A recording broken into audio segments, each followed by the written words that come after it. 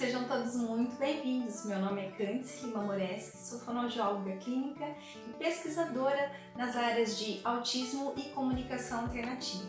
E hoje nós quero te chamar para bater um papo sobre estereotipia vocal e ecolalia. Qual a diferença? Então, a gente sabe que é muito comum nos transtornos do espectro autista esses dois tipos de comportamento. Mas qual a diferença entre eles? Qual a diferença entre uma estereotipia vocal e uma ecolalia? Elas são sim diferentes e a diferença está na funcionalidade de cada um.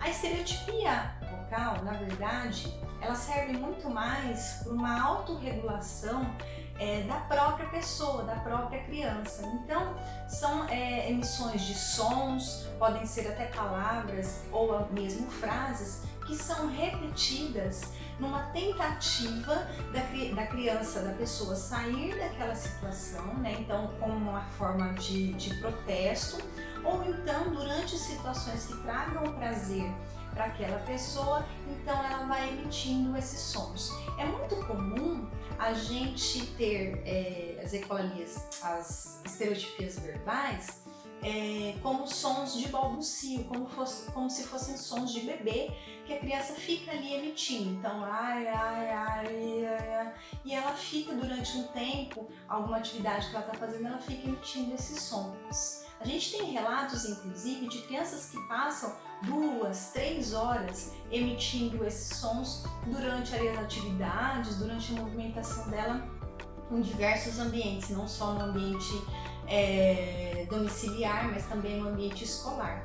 E isso, lógico, traz muito prejuízo para o desenvolvimento das habilidades daquela criança, de uma maneira geral. E a ecolalia? O que seria a ecolalia? A ecolalia, como o próprio nome diz, seria um eco, né? E um eco do quê? Um eco da fala. E pode ser um eco, a criança ecoa, a criança repete a fala de uma outra pessoa ou de algum programa que ela viu na TV, alguma propaganda, alguma cena de filme. Mas na verdade, se a gente olhar com cuidado, a gente percebe que a ecolalia ela tem algumas características de comunicação.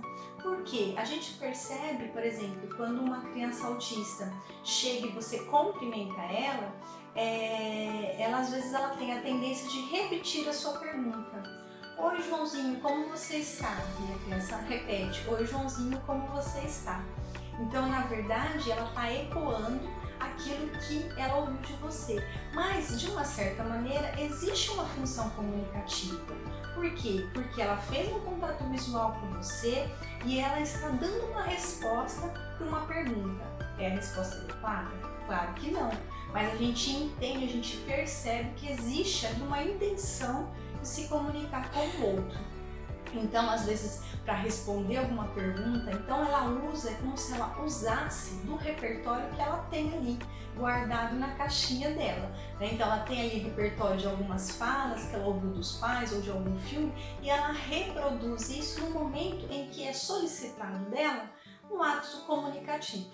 Então essa seria basicamente a diferença entre a estereotipia vocal e a ecolalia. Estereotipia vocal são sons que produz, mas que praticamente não tem a função de se comunicar, e na ecolalia, embora seja um eco, uma repetição, mas existe um certo conteúdo, né, um certo grau de intenção em se comunicar.